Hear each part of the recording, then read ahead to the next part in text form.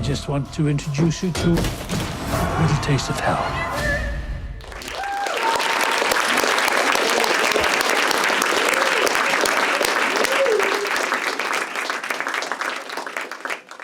You talk to people about remakes, and you know everyone has opinions, but the most simple and obvious opinion is, you know, well, remakes suck. Remakes are destroying Hollywood or whatever.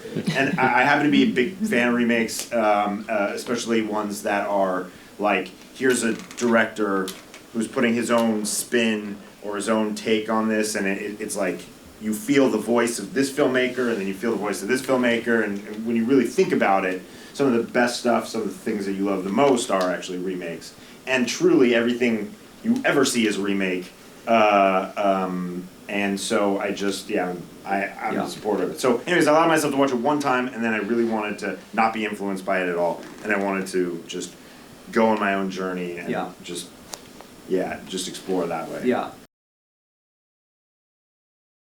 Oh my God, 19 days. Wow. 19 of the fucking hardest days. It felt like did you guys experience the movie as tense? Yeah. That's how it felt to me the entire time. Here, is this what you want?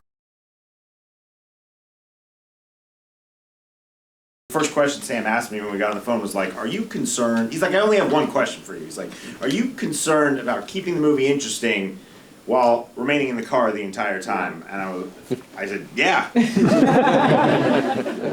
Look, I could give you the fucking most basic bitch shitty fucking thing that everyone says every time they're making a self-contained thriller, which is like, we're gonna do the 12 Angry Men thing, we're gonna increase the compression of the lens throughout the entire movie to make it feel like the walls are closing in, but no one gives a shit about that, it doesn't really do anything, and like, no one, we've all fucking seen it before 1,000 times, who cares? So like, I really wanted to do something different, and so the first thing I said to them was, we're shooting anamorphic. And I know that's also the most basic shit, but the reason why is because you can't shoot a movie like this anamorphic, you can't. Because anamorphic lenses, the minimum focus distance is 6 to 9 feet from the lens, so how do you shoot that, right? So we had to have Panavision Custom modify every lens we used. They actually built three lenses for us, totally new for this movie. Basically, when Chris Nolan was going to shoot Dunkirk, this guy Dan Sasaki at Panavision, he had this whole plan, this design to like create a lens with a hinge in it, you know, that you could put the camera on the side and then like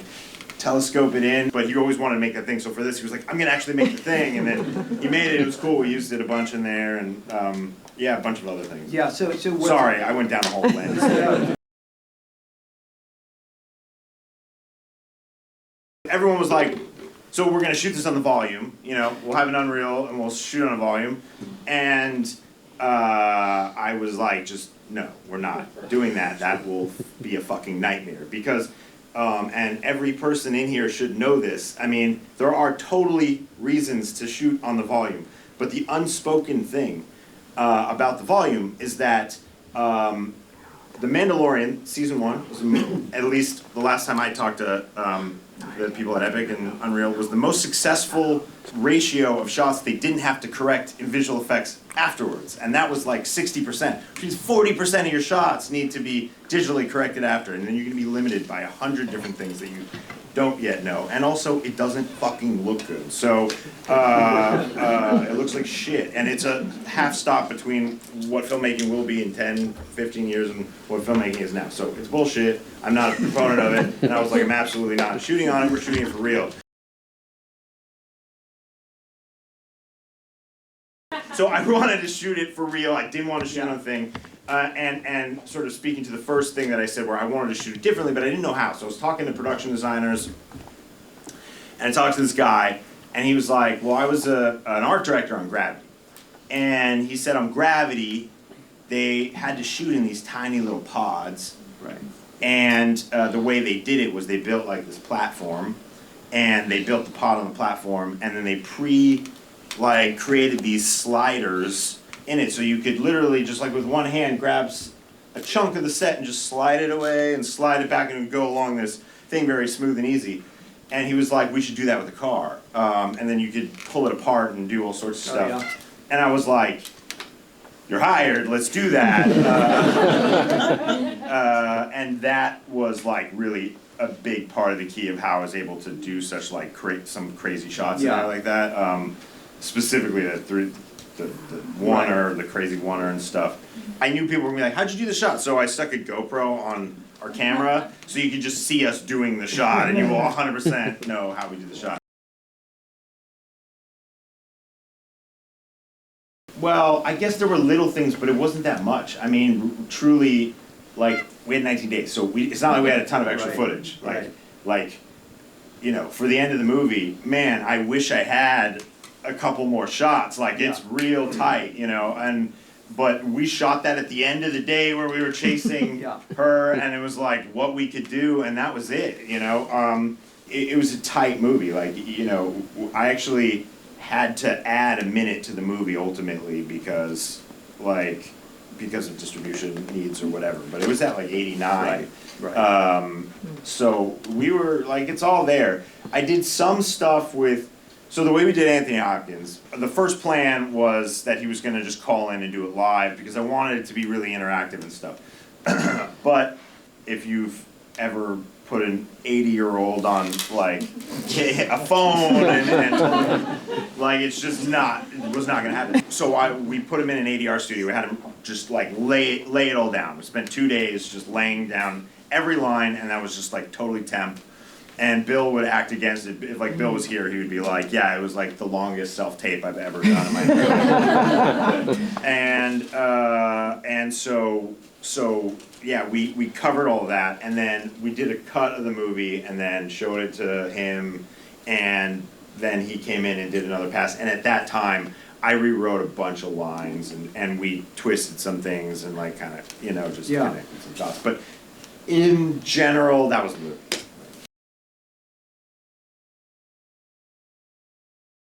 So, yeah, I love Sam. Sam is just a phenomenal producer to work with. There's a piece of this missing, which is that you know, there was a point in prep where, like, you know, I went down thinking I was shooting a 30-day movie, and there was a point in prep when, you know, rubber hit the road or whatever. I'll spare you all the details, but our budget numbers were not accurate, and I started to see the writing on the wall that, like, the movie that we were planning to make is not the movie that we're going to make. And I had made enough movies to know that I know how this goes. You run out of money when you're doing visual effects. And visual effects, you know, like, then what happens is you still make the movie. You just cut all the fucking cool stuff out of the movie, you know? And so I wanted to do my best to set myself up for success, so I just tried to get rid of all the visual effects as much as possible. So much so that, so we shot like a week on location, and then we shot like the rest of it in a studio, and then sparse locations here and there. But for a bulk of the time that he's in that parked car, they're just on a soundstage. Actually, for the bulk of the time they're in the car, they're on a soundstage. And like, I wanted to be so sparse with the quantity of visual effects that this is such an indie movie. So we had the set where we were exactly as it was, and then at the end of, like, you know, like that parking lot setup and everything, and then Mike D, the DP, took a photo of each direction like this, and then we printed it, you know, on like step repeats, like when you go to a premiere, and then, So we printed it on that, and we just surrounded the car with that, and because we were running water, you know, because we were simulating rain down the windows, and because it was anamorphic, and because the lens fall off, like, you just knew you would never know what was out there. It just needed to not be glowing green. And so for a lot of that movie, he's just performing in front of, like, you know, in half of a car, in front of a, like, printed backdrop. Cool. I was a fan of his. He's so talented. And when I met him, I saw Eddie in him. Like, the Bill that a lot of us see is like, you know, designer European suits and stuff. But I think that there's also a little piece of him that's Eddie, you know, just a little bit, and some of his friends have like an essence of that, and you know, if he didn't go this actor way, I think maybe he could have been like, you know, a little more Eddie-ish. And so I was like, oh, I'm gonna get to show this totally other side. And then the other piece of it is, like, we just worked really hard. I mean, we just, him and I went over the cliff together. Like, we just went insane together. We had 19 days, and it was just us, and we just were totally committed to trying to make the most believable, realistic performance that we possibly could from him, and really push him in new places and go there. And I said to him, there's gonna be 200-300 people work on this movie, but none of that's gonna matter. At the end of the day, if the movie works, it's gonna be, you know, we're gonna be the people who are applauded for that, and if it sucks, they're coming for us. They're gonna boo us, you know. It's just you and me. It's gonna be you and me in a tiny fucking car.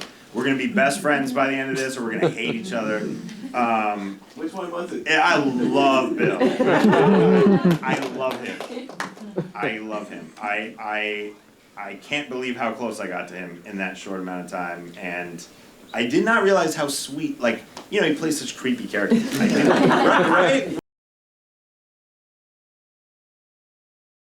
I would say there's two different types of directors, right? There's Quentin Tarantino, and he's like, what shall I do next? And then he goes and he writes it, and he tells what he's gonna do, and then they hand him a fucking bucket of money, and then he goes and he makes that. And then there's like most other directors, and what we do is we have like a bunch of movies, you know, we're working on stuff all the time, because the first part of your career, you go, oh, I signed up to do this movie. You work on it for like a year or two, and then you find out the guy was full of shit, or like the thing implodes, or something happens, and then you go, okay, well, like that's not gonna work. You know, I can't wait 2, 3, 4 years working on one project at a time till something goes. So you start working on many things, and so I started working on Locked. I was working on a bunch of other things, and I had no idea what was gonna go, and we got on a casting call. And it was like, it's so crazy. I was like, you know, it'd be great, Anthony Hopkins. I mean, he's not gonna do it, but he'd be amazing in this. And Sam was like, oh, I love Anthony Hopkins. And so we're like, you guys want to do it? Let's take the swing. Sure. I get on the plane. I go to New York. I land. I turn on my phone. Anthony Hopkins read the script, and he wants to meet. And I'm like, this is fucking great. He wants to meet tomorrow morning for breakfast. And I'm like, I'm in New York right now. I just landed. And they're like, well, he wants to meet tomorrow for breakfast. So I was like, all right. I got back on a plane. But the thing is, I had signed up to be a judge in a film festival on the East Coast. So I got on a plane, I flew to have breakfast with Anthony Hopkins. I met him, we had a great, I left going, he's doing the movie. Like, I know he's doing the movie. I wrote him a little email, he wrote me an email, we went back and forth, we're like pen pals all of a sudden. We're writing to a long thing. And I get back on a plane, and I spent most of that flight typing up a response to his book that he wrote me, and and that was it. And the second we had Anthony Hopkins, I was like, this is the movie. We're gonna make this movie, you know. Yeah. And Glenn Powell came on the movie first, and then, you know, he booked this tiny movie called Twisters at some point. We lost him to that, and then we got Bill, and like it's funny, like now I can't imagine the movie with Glenn, you know. Right. How many times a week do you like FaceTime with people? Oh, I just deny it. I hate it. Yeah, everyone fucking does. And every movie they do that. I never fucking believe it ever. It just seems like, and like there was a conversation like when we booked Anthony Hopkins, there was suddenly a conversation like all of a sudden everyone was like, but we're gonna like put him on FaceTime, or maybe we should write some scenes in his apartment. Maybe we should cut to him talking. And honestly, it might have been a more commercially successful movie had I done that. I don't know. But it felt to me like stupid. It just felt stupid. Like, it just felt like, well, let's cheat the audience. Like, let's think that the audience needs to just see famous faces and not like just trust that like Right. slowly revealing the story, you know, so it's just, it was a it was a constant internal conversation, but you see what, Yeah. where it ended, yeah.